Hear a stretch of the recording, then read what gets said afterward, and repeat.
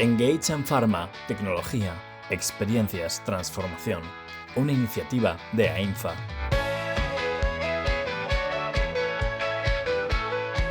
Powered by BML The Cocktail. Bienvenidos a este nuevo episodio de Engage en Pharma, el espacio en el que unimos especialistas en tecnología, especialistas en el sector, para entender cuáles son los grandes temas que nos van a afectar en este punto de intersección entre tecnología y la industria farmacéutica, la industria de la salud. Soy Alberto Barreiro, soy director de transformación de BML The Cocktail y tengo el placer de tener un grupo de expertos junto a mí en el que vamos a hablar de uno de los grandes temas que emergen en este momento en el mundo de la tecnología y que tiene una implicación y un efecto inmediato en nuestra realidad diaria. Así como en el primer episodio de Engage en Pharma hablamos de datos, hablamos de digitalización y el protagonista ya era la inteligencia artificial como el gran vector de transformación e innovación, ahora vamos a ir un poquito más allá. La inteligencia artificial es un territorio, es una disciplina, es una tecnología que avanza a una velocidad muy rápida y que siempre parece que nos pilla con el pie fuera de sitio. Y esta vez vamos a intentar coger el toro por los cuernos y avanzar un poquito en la comprensión de uno de estos grandes elementos, de estas grandes tendencias que aparecen, que es el tema de los agentes.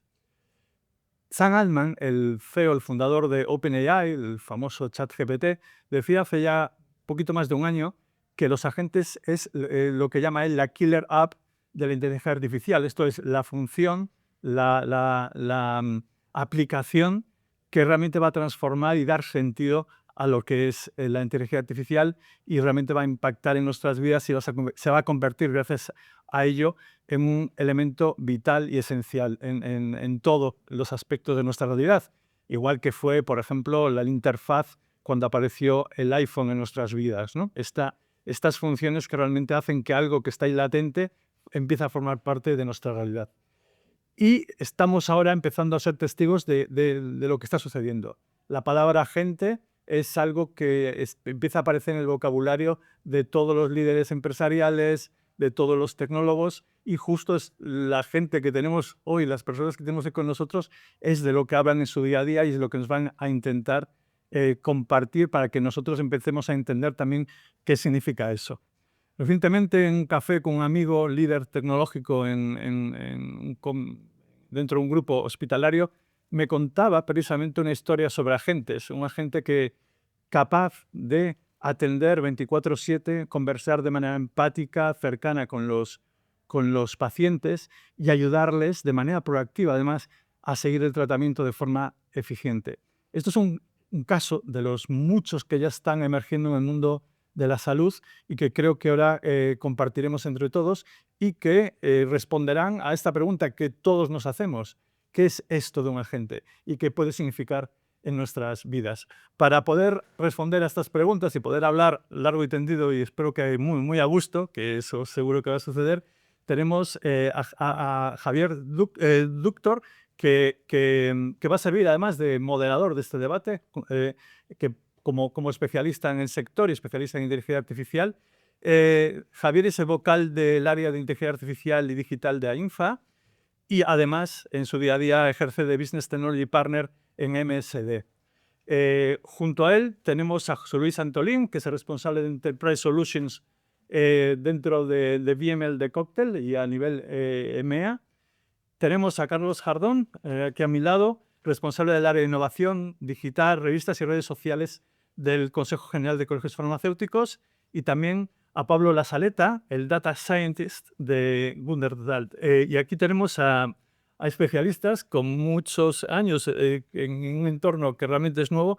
Tenemos un montón de experiencia aquí acumulada para poder responder a esta pregunta que efectivamente todos nos hacemos. Así que, Javier, te doy paso y empecemos a hablar de qué es esto de los agentes. Muy bien. Muchas gracias por la presentación. Ahora sí vamos a entrar de lleno en lo que es el tema de hoy, que son los agentes de inteligencia artificial y los asistentes virtuales, y obviamente con el foco en la industria farmacéutica y sanitaria. En los últimos años lo que hemos visto ha sido que la inteligencia artificial ha pasado de ser una herramienta meramente experimental a algo que está en el día a día de todo el mundo, ¿no? Lo vemos en las noticias, es algo que aplica a todos los niveles, a todas las industrias, desde el becario hasta el CEO. Y ya centrándonos un poco más en la parte de salud, ha salido una encuesta reciente en IQVIA que demuestra que el 85% de los médicos de España consideran que el impacto de la inteligencia artificial en su día a día va a ser o alto o muy alto. Es más, más del 80% en algún momento ha utilizado ya la IA. Curiosamente, o no tan curiosamente, la mayor razón por la que dan algunos de que no utilizan la IA es porque lo tienen bloqueado en sus ordenadores por la empresa, ¿no? También es importante saber que a nivel de asistentes virtuales hay un estudio de Gartner que pronostica que el año que viene, 2026, ya tendremos 100 millones de empleados relacionándose con asistentes virtuales en su día a día. Bueno, esto cambia totalmente el paradigma de trabajo de tal y como lo tenemos hasta ahora. Y eso es lo que personalmente a mí me apasiona. Desde la experiencia que tengo de IA en Pharma, lo que he podido ver es que se están aplicando agentes de IA a necesidades de negocio muy diversas, desde el desarrollo de nuevos medicamentos hasta las campañas de marketing personalizados. Pero bueno, vamos a empezar antes de nada con una pregunta para poner un poco el contexto. Me gustaría preguntarle a mis compañeros cómo definiríais vosotros qué es un agente de IA y también si podéis dar algún ejemplo ilustrativo. Muy bien, pues solo voy yo, por ejemplo. Vale, pues hay dos principales grandes teorías aquí. Un agente puede ser o una interfaz entre un usuario y un modelo, un LLM, eso lo llaman agente, o una especie de... a ver, ¿cómo decirte? Bueno, pues un agente con agencia, con autonomía, con capacidad de utilizar herramientas que no necesita tanta dependencia o supervisión, pero que tiene que ser predecible y reliable y Fiable. viable, gracias. Entonces, dependiendo de qué No se ponen de acuerdo, digamos, ¿no? Estamos a la parte de que es el enlace entre uno y otro o es algo que es autónomo, ¿no? No sabemos muy bien a qué se refiere la definición, ¿no? No, bueno, es que este es el... Bueno, decía... Alberto comentaba que Sam Altman había comentado... Bueno, pues también dijo que 2025 iba a ser el año de los agentes. Andrew Karpathy, que es otra gran voz del mundo de la inteligencia artificial, dijo que más que el año iba a ser la década de los agentes. Pero él se refería más a esta segunda parte, a software capaz de autónomamente, tú le das una tarea y te lo hace, como una agencia, ¿vale?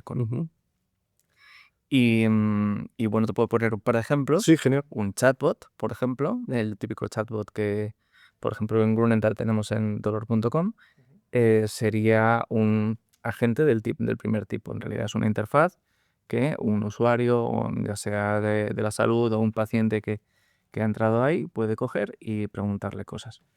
Y un ejemplo del segundo tipo sería, bueno, aquí te puedo dar dos claros.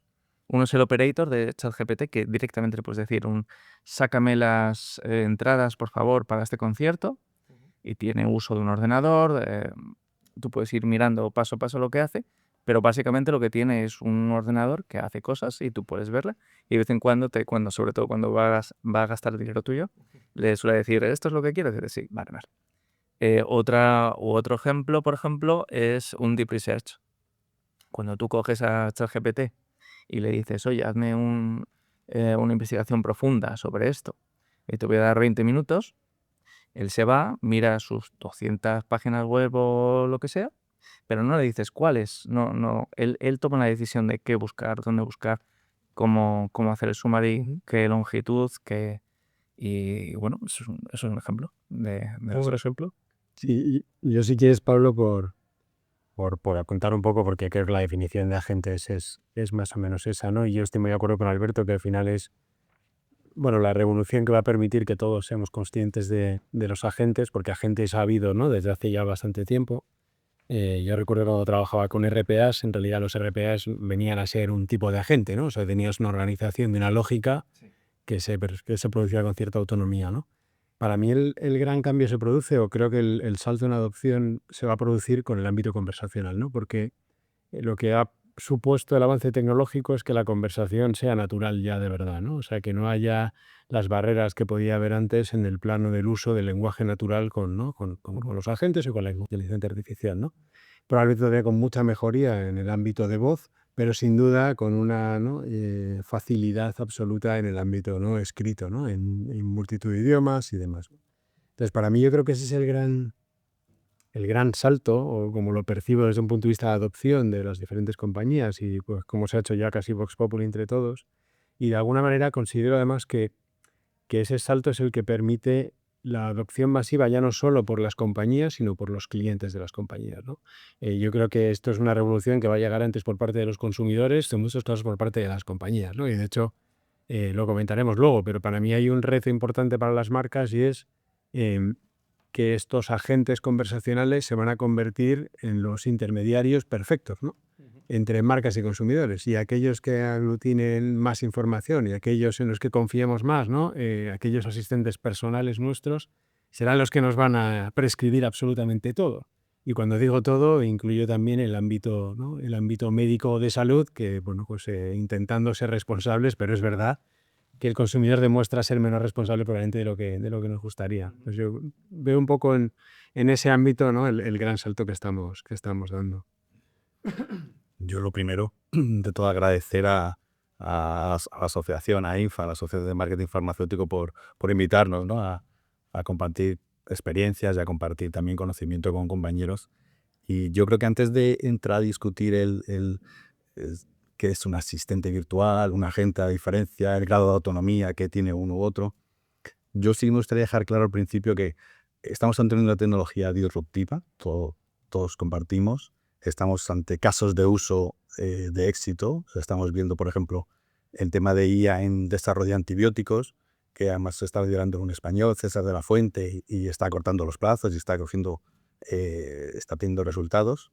Nosotros en nuestro nivel, en nuestro ámbito, en el Consejo General de Farmacéuticos, estamos utilizando, por ejemplo, la voz por IA. Hemos clonado voces para utilizarlo en piezas de redes sociales de divulgación sanitaria, ¿no? Para hacer un objetivo más accesible, más cercano, ¿no? La divulgación. Pero que no olvidemos que estamos hablando de salud, estamos hablando de medicamentos, de pacientes, y tenemos que andar con pies de plomo. Precaución, cautela, cualquier palabra o adjetivo se queda corto en temas de salud, y soy yo tecno-optimista, o sea, no soy contrario, pero cualquier mínimo error que se produzca en cualquier tema relacionado con salud puede tener graves consecuencias. Entonces, las dos cosas, ¿no? Tenemos tecnología disruptiva, pero con cautela. Muy bien. Bueno, muchas gracias por las respuestas. Vamos a ir ahora un poco más en el detalle, ¿no? Porque teniendo en cuenta la cadena de valor farmacéutica, ¿dónde estáis viendo que hay un mayor impacto de estos agentes? Porque podría ser en la parte de I+D, de procesos internos, burocráticos, del marketing, de las ventas, de los pacientes. ¿Dónde lo estáis viendo? Si quieres, por empezar al revés, pues empezamos contigo, ¿te parece? Yo sé, en parte la industria farmacéutica no es nuestro terreno, pero ahí sí que hable, porque sí que hay desarrollo, sí que tiene. Por supuesto. Nosotros en la parte de marketing sí que lo estamos utilizando, y relacionado con el tema de agentes, en este caso sería asistente, que todavía, si luego profundizamos, ¿eh? Pero nosotros, por ejemplo, en el Consejo tenemos una oferta formativa, ¿no? Damos a los colegiados, hacemos cursos de farmacología, farmacoterapia, medicamentos veterinarios, temas de farmacia asistencial. Tenemos una oferta, ¿no? Entonces, está todo tagueado con nuestro CRM, con todos y nos están entrando ya accesos adquieren cursos a través de ChatGPT. ¿Qué significa? Que el usuario, el colegiado, el farmacéutico, le habrá puesto a ChatGPT, dime los mejores cursos dímelos. No estamos hablando del 100%, pero ya está viendo casos. Luego, entonces, tenemos que también conocer estos agentes o cómo funcionan, cómo se nutren ese contenido para trabajarlo. Y yo creo que es un ejemplo muy claro. Entonces, Nosotros particularmente, que estamos trabajando ya en algunos casos concretos en el ámbito farma, ¿no? Yo diría que marketing es como marketing contenidos, es el ámbito como más inmediato, ¿no? Donde las eficiencias estarán más claras, hablamos de 50% de eficiencias, ¿no? Yo diría que es como el primer paso controlado, con responsabilidad, y estoy de acuerdo, y siempre con supervisión humana, pero es verdad que es un paso como muy claro, ¿no? Donde la organización del contenido y la disponibilidad de ese contenido pues se puede automatizar, y es verdad que aquí sí que estamos encontrando, bueno, pues eficiencias importantes, ¿no? Y una adopción también muy controlada. muy ¿Por dónde empezar? Bueno, vamos a empezar por el principio. La IA, bueno, AlphaFold, bueno, sabéis que el premio Nobel lo ganó de química, lo ganó Demis Hassabis, ¿verdad? Por AlphaFold. AlphaFold. Bueno, sí, por DeepMind y en concreto por AlphaFold. Bueno, solo por clarificar, fue la herramienta que permitía con IA predecir la estructura de las proteínas y que una revolución para el desarrollo de medicamentos, ¿no? Exacto. Antiguamente los doctorandos lo que hacían era para su proyecto de 3-4 años, oye, pues voy a determinar la estructura tridimensional de esta proteína. Y ahora solo tienen que buscarlo como si fuera en Google. Y bueno, tanto como eso, bueno, AlphaProteo, que es para buscar enlaces entre proteínas, las targets y demás. Pero es que, por ejemplo, en abril de este año se ha cogido un enjambre de agentes que se llama Farm Swarm o algo así, literal. Y lo que hace es automatizar cogiendo distintos subagentes con sus tareas muy discriminadas. Coge, oye, tú busca los abstracts de bioRxiv y de PubMed, búscame los posibles medicamentos nuevos que se. Tú, este otro, búscame estos medicamentos donde podrían estar aplicados. Tú, búscame qué tipo de etiologías asociadas. Esto, o sea, y eso está siendo, o sea, eso es este año.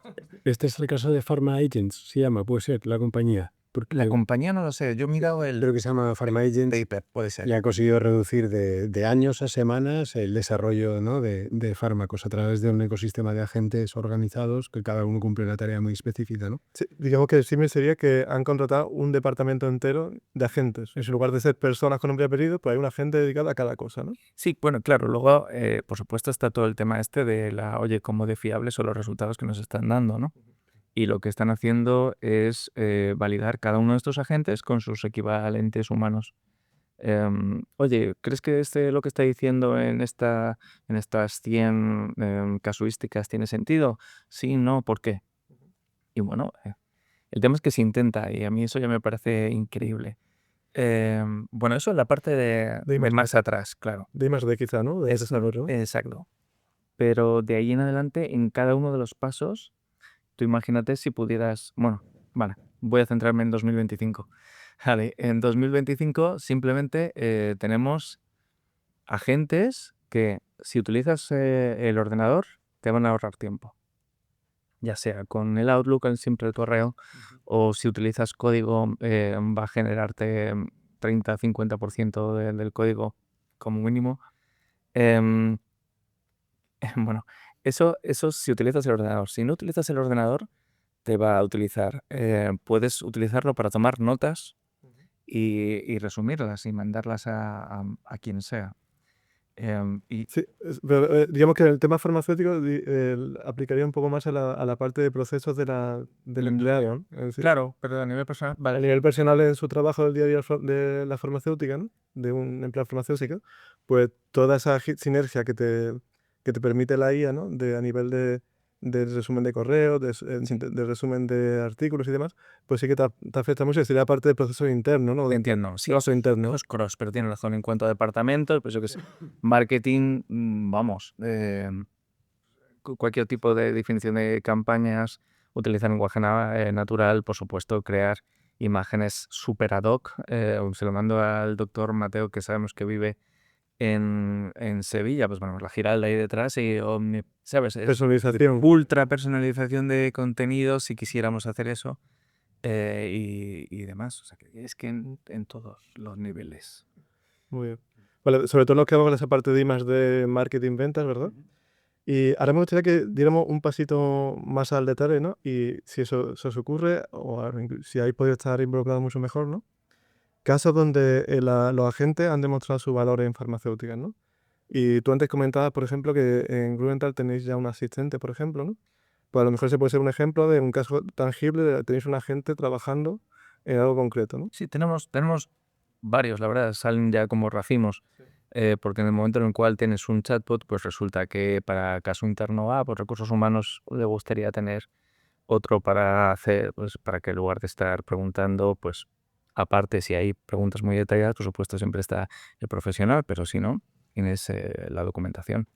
Legal, compliance, todos quieren tener un agente que pueda hacer deep research sobre sus documentos.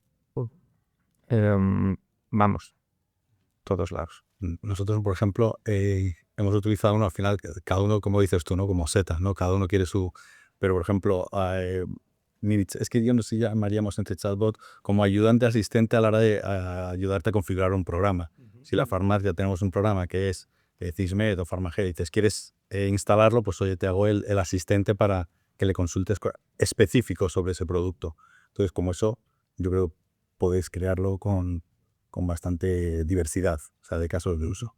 Y lo que decís de flujos de trabajo, eso sí que aplicar, seguro que utilizáis resúmenes de reuniones cuando estás conectado, que automáticamente te identifique las tareas, que te haga seguimiento.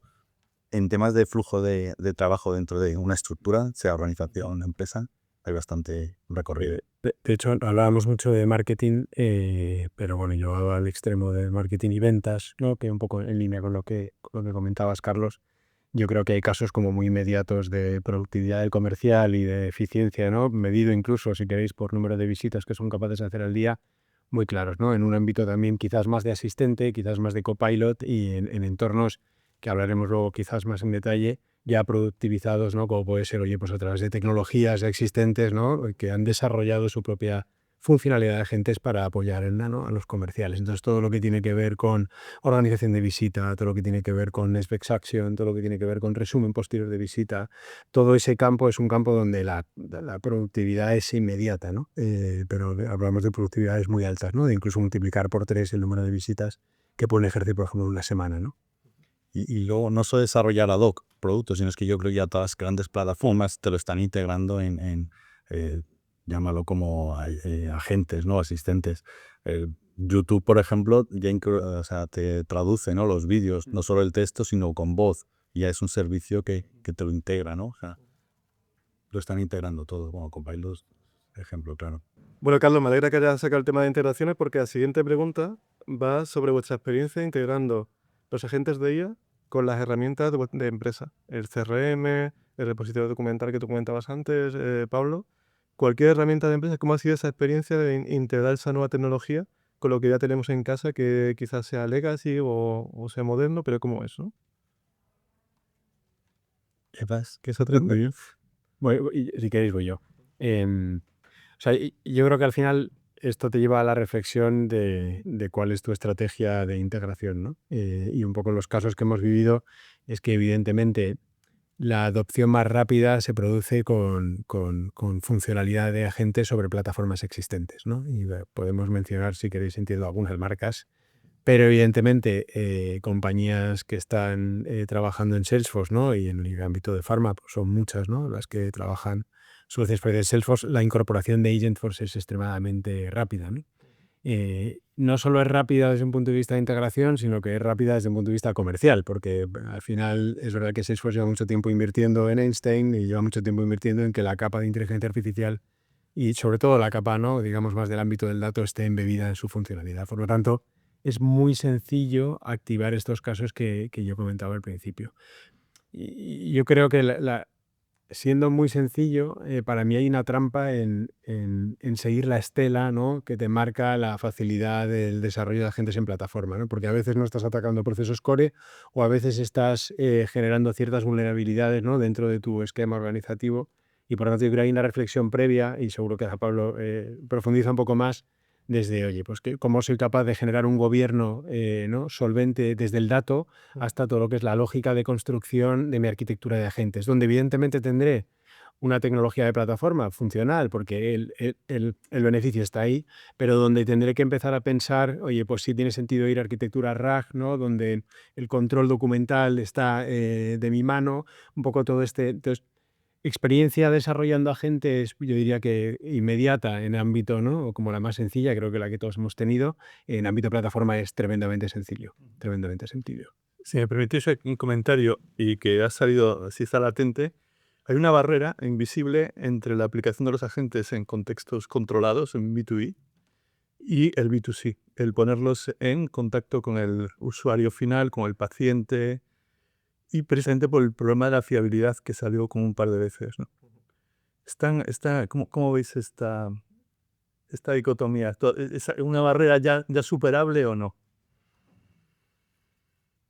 Yo creo que todavía no. Todavía no, por tema Pero no. Y además hay un caso reciente también de lanzar pues eso, un agente que resuelva preguntas de medicamentos que se tuvo que retirar. O sea que Ya.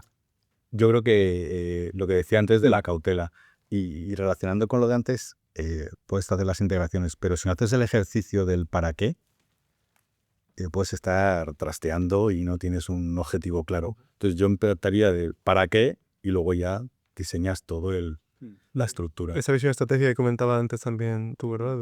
Primero voy a pensar antes de lanzarme a hacer este prueba con esta gente que es rápido. Vamos a pensar antes un poco en lo que tenemos, lo que queremos hacer.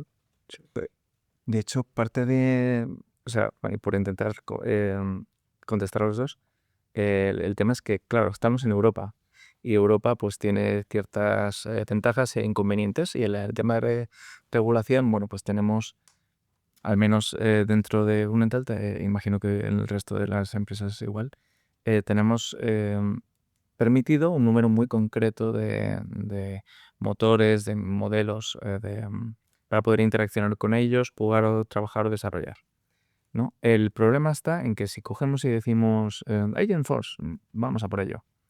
No está mal, el tema es que este es el momento súper clave, porque si esta tecnología cumple su promesa, vamos a estar dependientes de esos agentes de manera, o sea, no voy a decir esclava, pero prácticamente. Pero tú dices, perdón, promesa. Nada, mismo es ¿Cumplo? Sí, o sea, si esta tecnología cumple su promesa, estas decisiones de, bueno, es que Salesforce lo tiene integrado y es muy, es muy práctico y conveniente, cuidado porque nos pueden multiplicar por 10 el precio y a lo mejor no sabemos decir que no.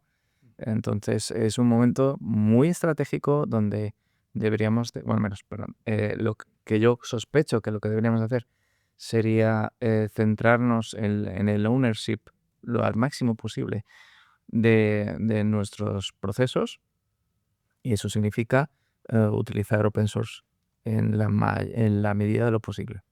El RAG tiene inconvenientes, pero sin embargo la ultradependencia de una plataforma creo que es más peligroso. Y yo estoy completamente de acuerdo, y las discusiones que he tenido recientemente sobre todo con CIOs, van en esa línea, ¿no? Yo creo que la demanda ha tirado tanto que enseguida empezamos a ser conscientes del coste que implica la dependencia de una solución como Agentforce, ¿no? Y yo creo que es muy evidente que es el momento perfecto para pensar desde la base, ¿no? Y no solo a nivel data tecnología, sino también a nivel organizativo, ¿no? A nivel gobierno, ¿no?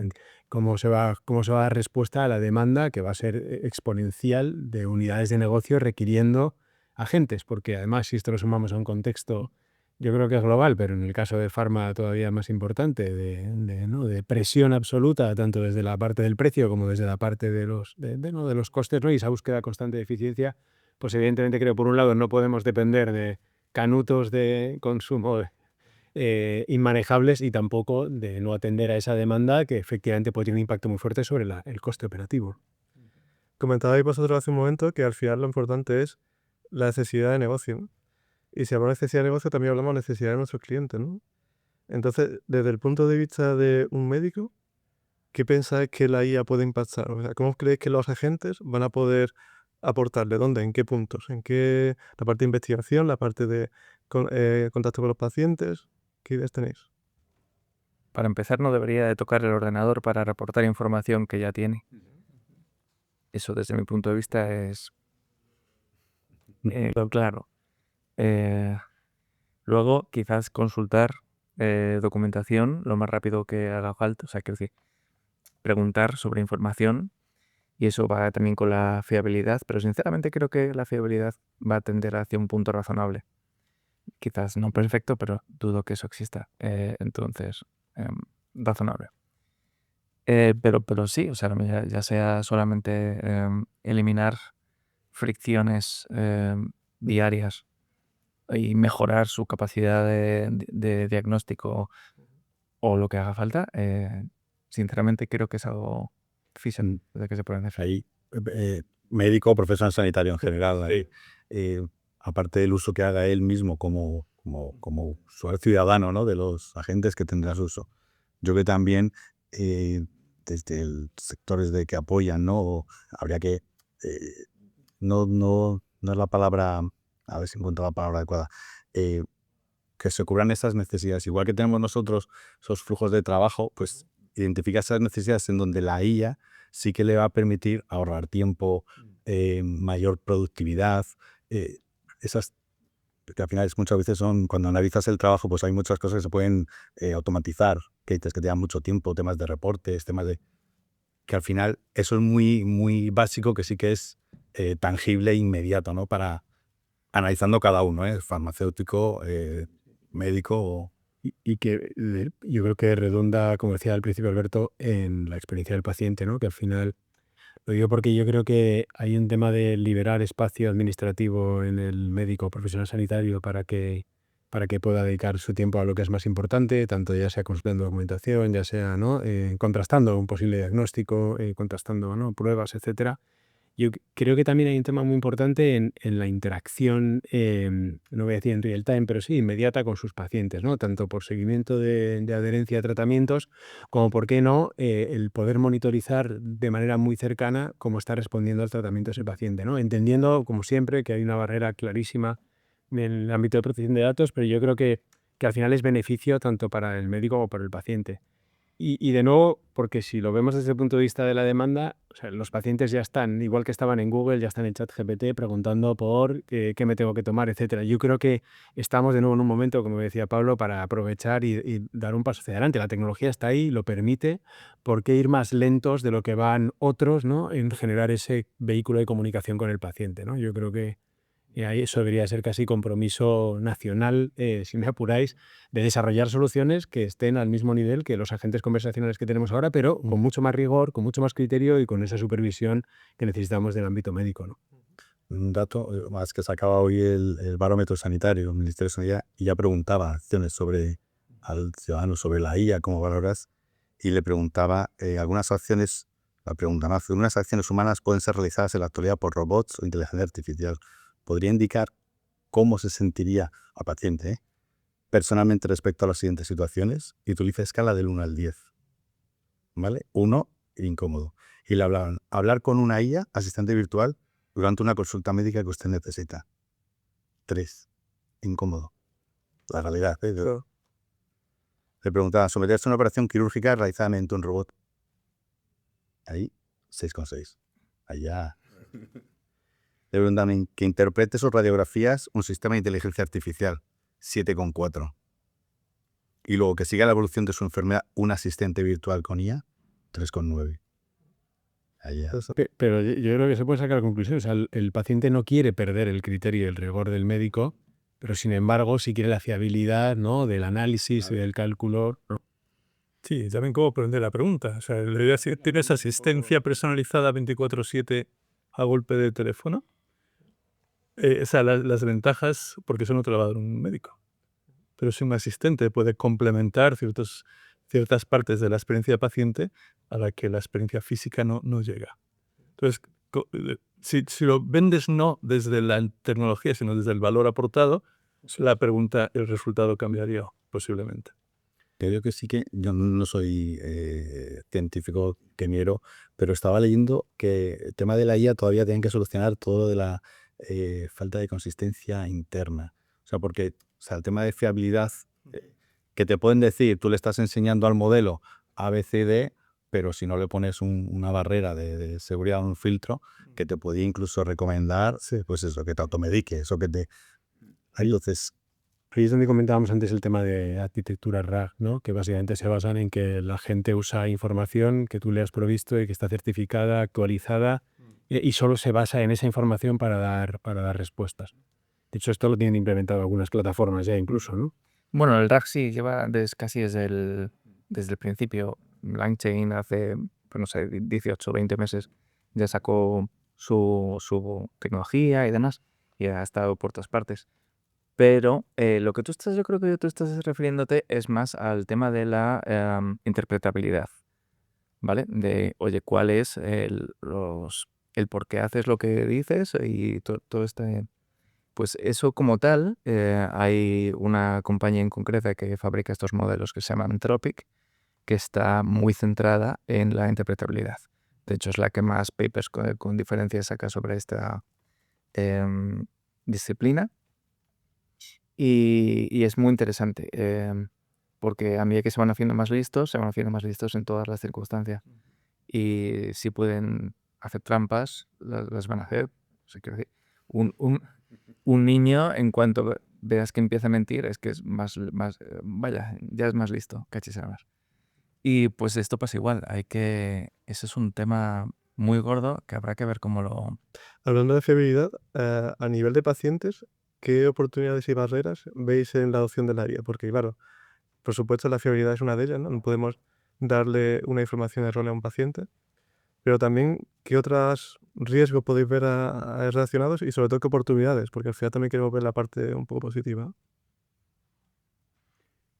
O sea, yo mi impresión a nivel de barreras es que siendo algo como muy evidente, no es todavía tan sencillo. O sea, creo que es sencillo consultar a ChatGPT, pero no es sencillo montarte un agente, ni siquiera en las plataformas. Entonces yo creo que hay un salto de nuevo tecnológico en el que requiere tiempo y formación, y creo que esto a nivel corporación, ya no solo paciente, pero digo, a nivel compañía, es un tema relevante y hay que tener en cuenta. O sea, es difícil que vayamos a tener una adopción masiva de la que queremos de verdad, ¿no? O sea, como digo, consultar a ChatGPT probablemente es algo muy sencillo, pero realmente interiorizar el trabajo de los agentes, replantearte tu manera de trabajar con agentes, es un cambio complicado. De hecho, nosotros recomendamos o sea, trabajar un esquema de replanteamiento del proceso. Yo creo que esto lo están haciendo pocas compañías.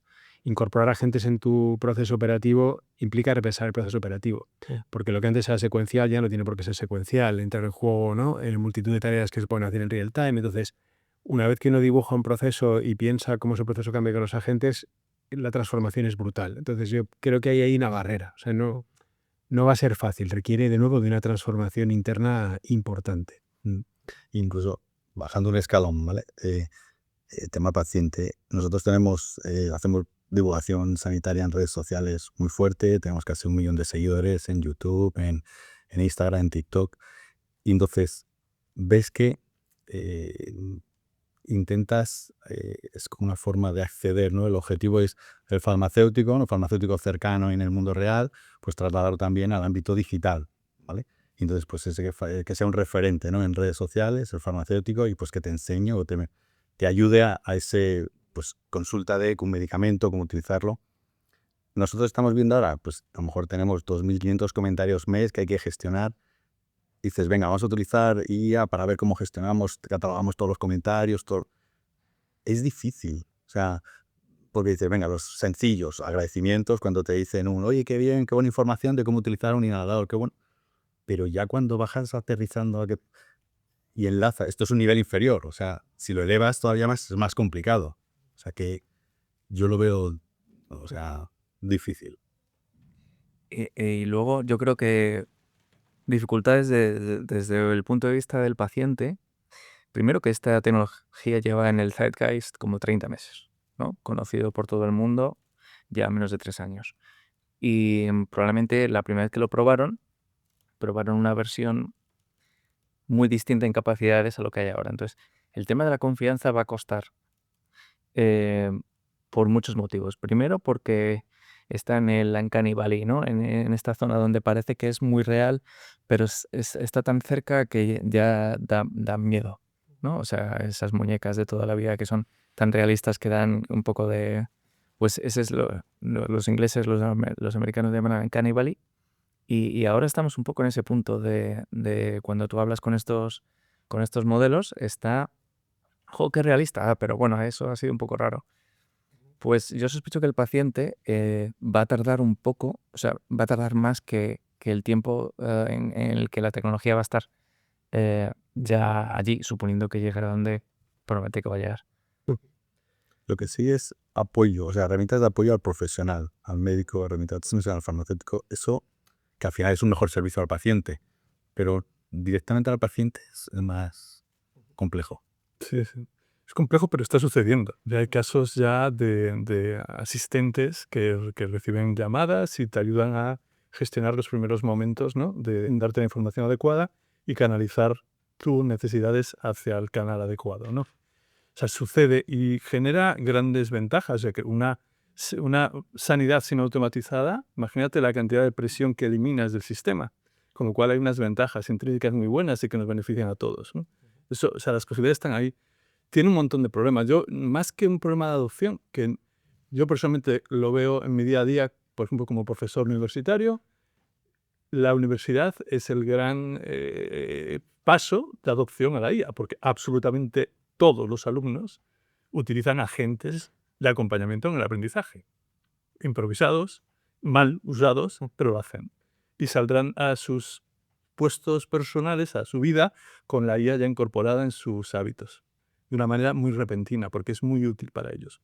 Yo veo, eso a mí, desde el punto de vista de, ya no es un tema de regulación, es un tema ético profundo, que es, el problema de la IA es que no es responsable de la información que te da. El médico falla y le miras a la cara y tiene una responsabilidad jurídica personal en sus errores. En la IA no. ¿A quién culpar cuando falla la IA? En temas que tienen una trascendencia como la salud.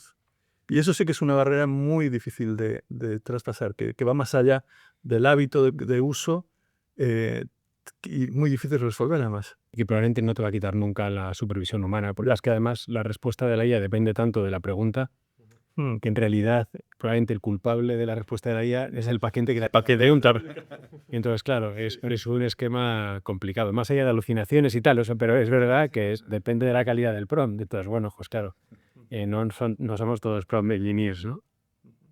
Pero yo creo, o sea, y estoy contigo, Alberto, o sea, que quizás es la adopción responsable, la adopción correcta, o que nos convivamos en un entorno de cierta seguridad, pero no sé cuántas búsquedas hay en ChatGPT sobre X temas médicos, pero estoy convencido que estarán ya al mismo nivel o más de las que tenía Google, ¿no?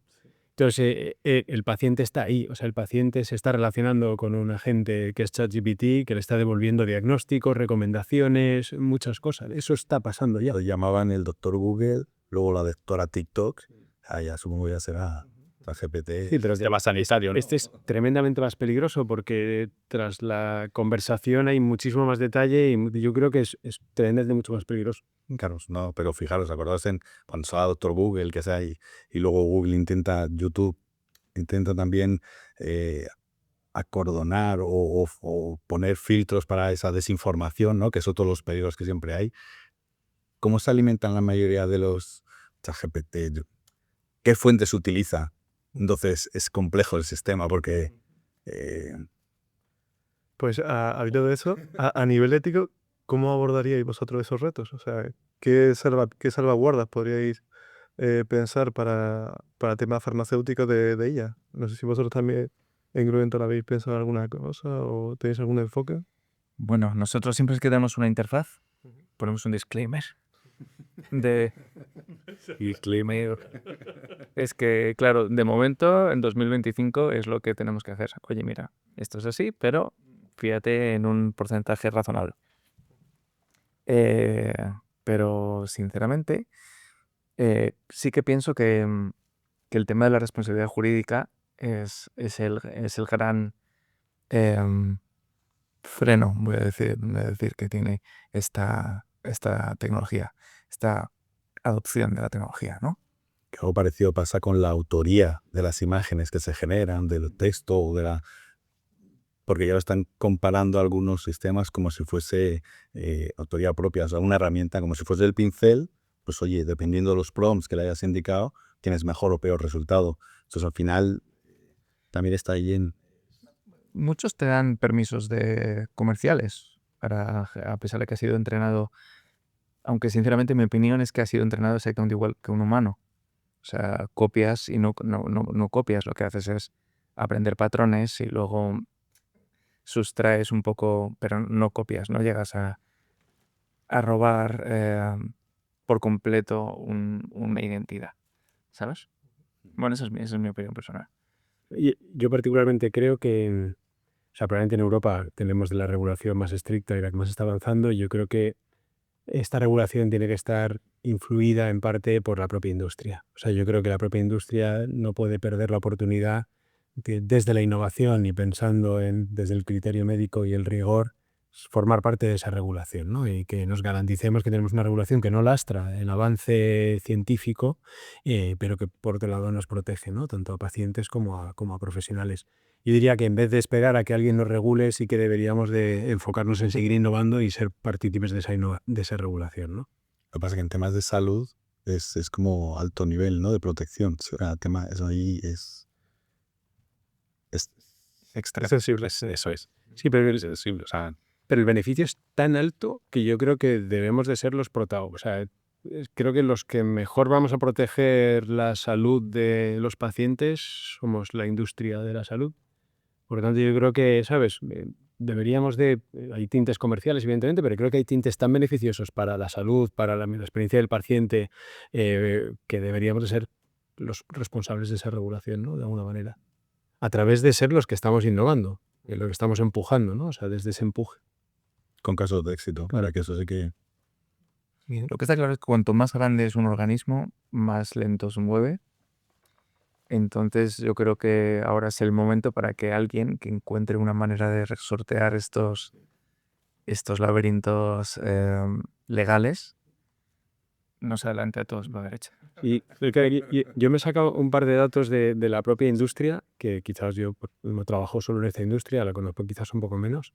Y el dato que he sacado es que más o menos ya, y esto era un dato de BCG, hablaba del 65% de los ejecutivos ya está más allá del ámbito de las pruebas de concepto, que creo que es, ¿no?, la primera barrera con la que llevamos luchando un año y pico. Y el 40% ya ha destinado partidas de inversión específicas para desarrollo de agentes e inteligencia artificial generativa en sus compañías. Que creo que es mucho dinero, ¿no?, cuando uno plantea el 40% de los profesionales sanitarios. Interesante, sí. No, Ya. luego el proceso de aprendizaje de la IA o de acercarte a la IA también es muy curioso. Porque dices, primero rechazo, no. Luego, ay, vamos a probar. Y luego ya o sea, Ya adopción estamos en exponencial. una fase y la madura, según parece. Muy bien, pues para terminar vamos a tener una ronda rápida de preguntas. Y la primera sería, a ver si me dais una aplicación concreta implementable a corto plazo. Yo creo, y por experiencia personal, que hay una solución fácilmente implementable en lo que comentábamos antes de ese médico que no mira la pantalla cuando te está tratando, ¿no? Y que tiene siempre presente, oye, pues tus datos recientes, tus datos médicos, y es capaz de estar contigo un tiempo de calidad que en ocasiones incluso será menor que el que está ahora, ¿no? Ahora si está en media hora, pues oye, 15 minutos, pero de extrema calidad, ¿no? Yo creo que eso es algo.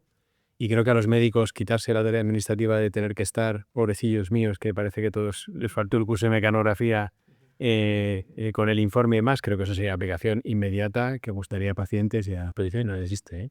Probablemente yo no la he visto. En la seguridad social, desde luego, no la he visto. No. Pero sí que existe te coge el Sí, tiene un tema regulatorio y de... sí, y de externa también, ¿eh? O sea, de privada.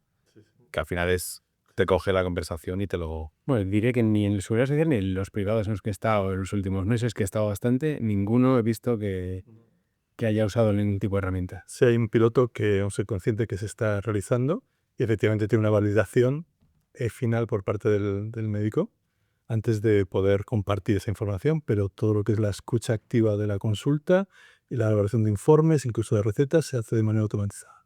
Es que yo creo que todas las aplicaciones que en eso que signifique ahorro de tiempo y mayor productividad, es que van a ser bienvenidas. Sí, pero tiene una implicación extra que es el aumento de la calidad de la consulta.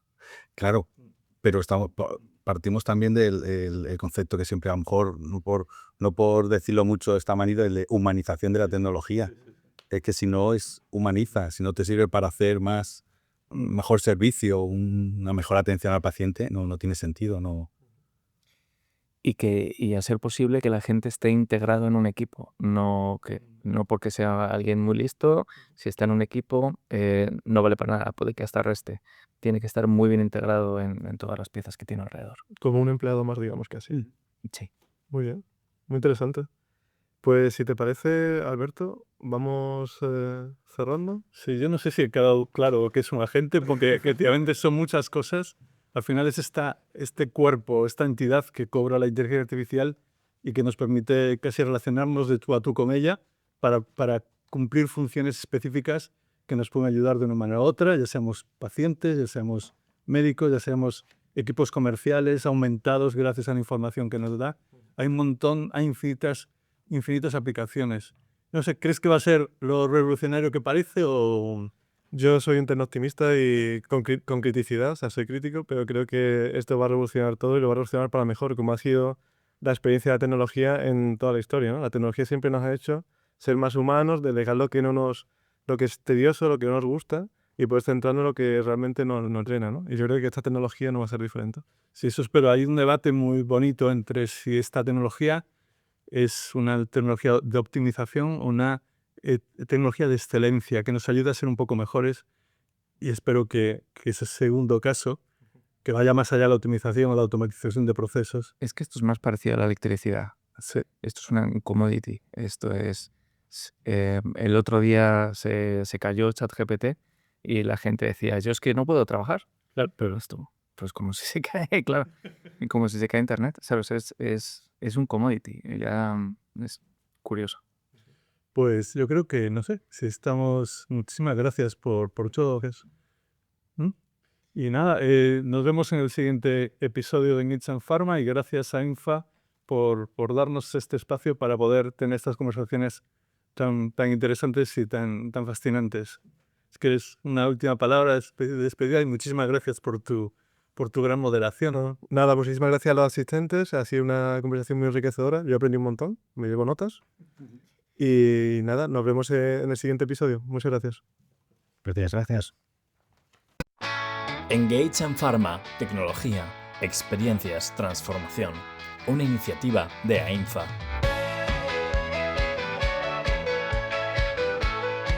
Powered by BML The Cocktail.